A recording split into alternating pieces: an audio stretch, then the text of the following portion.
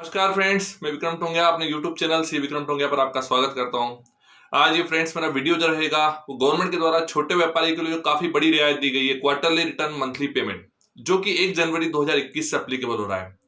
तो ये स्कीम किस बिजनेसमैन पर एप्लीकेबल होगी, इस स्कीम में आप कैसे ऑप्ट इन हो सकते हैं, इस स्कीम से आप कैसे ऑप्ट आउट हो सकते हैं, ये स्कीम में टैक्स का पेमेंट किस तरीके से होगा, इस स्कीम में इनवॉइसिंग फर्निशिंग फैसिलिटी क्या है, टैक्स इंटरेस्ट की लायबिलिटी कैसे आएगी, पेनल्टी की लायबिलिटी क्या होगी, रिटर्न आपको कब फाइल करना पड़ेगा, ये जानकारी मैं पूरे वीडियो के माध्यम से दूंगा।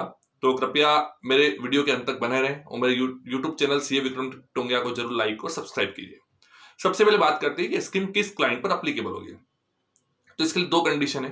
पहली कंडीशन ये, ऐसे सभी क्लाइंट जिनका लास्ट फाइनेंशियल ईयर में 1 अप्रैल 2019 से 31 मार्च 2020 तक उनका टर्नओवर 5 करोड़ रुपए तक था, प्लस बोल रहा हूं फ्रेंड, ध्यान रखिएगा, उन्होंने अपना अक्टूबर 2020 का 3B नवंबर 30 नवंबर 2020 तक फाइल कर दिया। दोनों कंडीशन को ध्यान से सुनिएगा। जिनका लास्ट फाइनेंशियल ईयर 1 अप्रैल 2019 से 31 मार्च 2020 तक टर्नओवर 5 करोड़ रुपए था, प्लस उन्होंने अपना अक्टूबर 2020 का 3B 30 नवंबर 2020 तक फाइल कर दिया। अब फ्रेंड्स यहाँ पे ध्यान दीजिएगा, यहाँ पे दोनों कंडीशन साथ में फुलफिल होना चाहिए। यहाँ पर जो टर्नओवर देखा जाएगा वो आपका जीएसटी वाइज देखा जाएगा, ना कि पेन वाइज। एक एग्जांपल के तौर समझते हैं, एक बिजनेसमैन है, उसका 3 स्टेट में बिजनेस है, 3 स्टेट में उसकी जीएसटीएन नंबर है, हर स्टेट में उसका टर्नओवर 2 करोड़ रुपए है, टोटल देखा जाए तो उसका टर्नओवर 6 करोड़ रुपए है। बट वो इस स्कीम को ऑप्ट कर सकता है, मीन्स ले सकता है, क्योंकि उसका हर स्टेट में टर्नओवर 2 करोड़ रुपए, हर जीएसटी पे टर्नओवर 2 करोड़ रुपए, मीन्स 5 करोड़ रुपए उसकी लायबिलिटी कम है। इस स्कीम में होगा क्या फ्रेंड, इस स्कीम में आपको अपना जीएसटीआर 1 और अपना जीएसटीआर 3B क्वार्टरली फाइल करना पड़ेगा, बट टैक्स का पेमेंट मंथली करना पड़ेगा।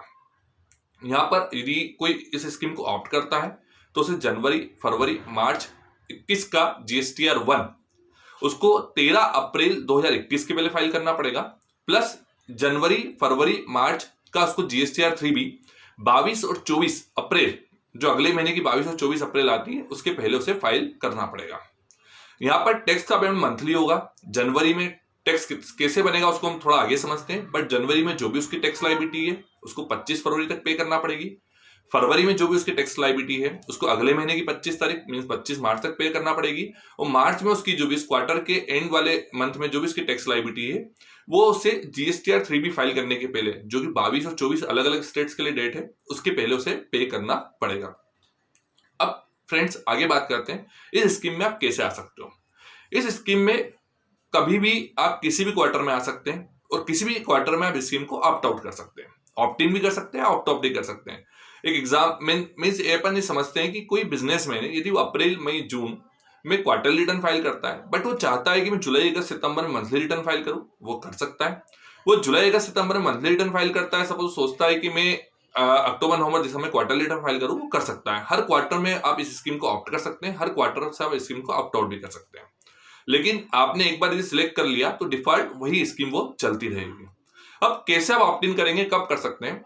यदि कोई बिजनेसमैन किसी भी क्वार्टर में स्कीम को लेना चाहता है तो उसके प्रीसीडिंग क्वार्टर के सेकंड मंथ के फर्स्ट डे से उस क्वार्टर स्टार्ट होने के फर्स्ट मंथ के एंड तक वो स्कीम को ऑप्ट कर सकता है। अब एग्जांपल के तौर पर समझते हैं, काफी डिफिकल्ट है हाली।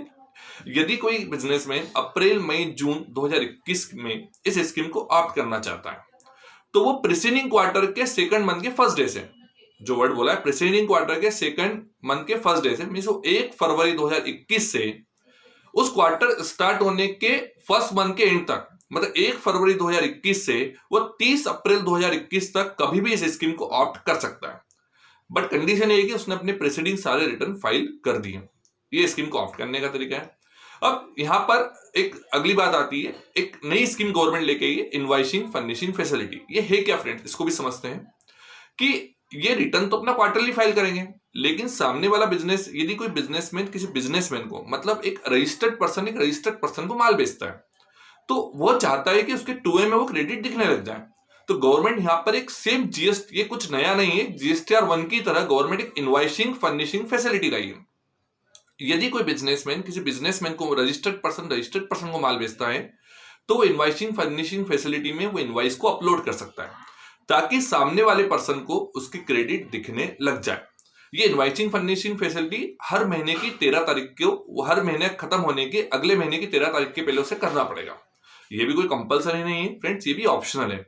यदि किसी बिजनेसमैन ने एक बिजनेसमैन ने रजिस्टर्ड पर्सन को 40 रजिस्टर्ड पर्सन को किसी क्वार्टर में माल बेचा, यदि वो इनवाइसिंग फर्निशिंग फैसिलिटी में जनवरी और फरवरी में 22 कस्टमर को ही वो अपलोड करता है, तो बचे हुए 18 कस्टमर जो रजिस्टर्ड पर्सन है वो 13 अप्रैल के पहले GSTR 1 के पहले वो उसे करना पड़ेंगे।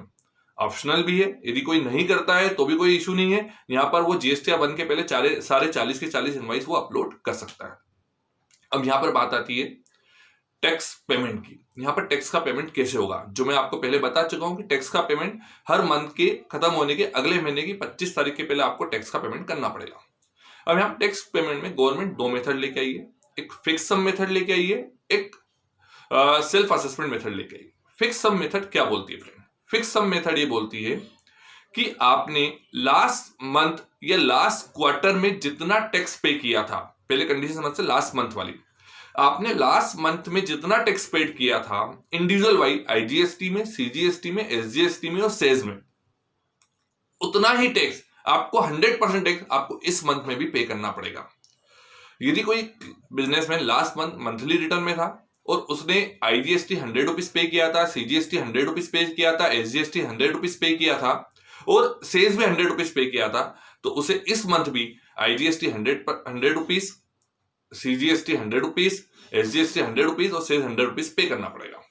लेकिन लास्ट बार वो क्वार्टरली रिटर्न फाइल करता है, तो उसने जितना भी टैक्स उस क्वार्टर में पे किया था, उससे इस टैक्स जितना भी टैक्स उसने उस क्वार्टर में पे किया था इंडिविजुअल वाइज, उसका 35% उसे इस मंथ में पे करना, जनवरी मंथ में पे करना पड़ेगा, 35% उसे उसके नेक्स्ट मंथ में पे करना पड़ेगा और रिमेनिंग टैक्स पेमेंट उसे टैक्स फाइलिंग की डेट के पहले करना पड़ेगा।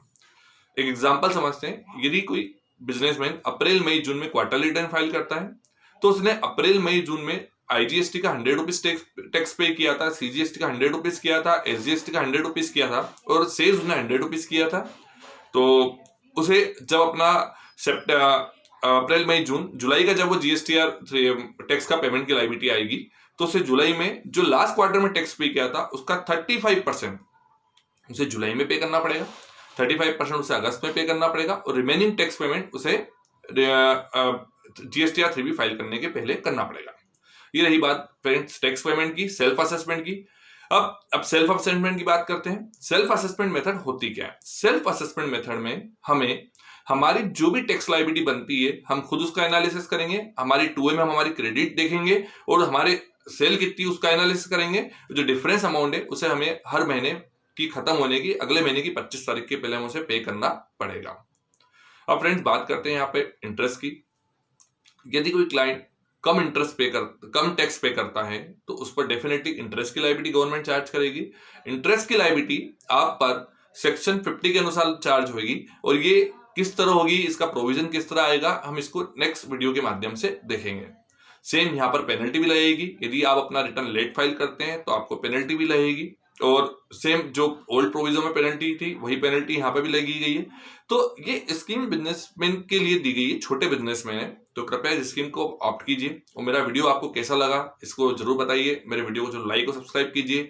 इस वीडियो से रिलेटेड आपको कोई इश्यू आता है तो मुझे जरूर नोट डाउन कीजिए ताकि मैं उससे आपको बता सकूं। धन्यवाद। जय हिंद।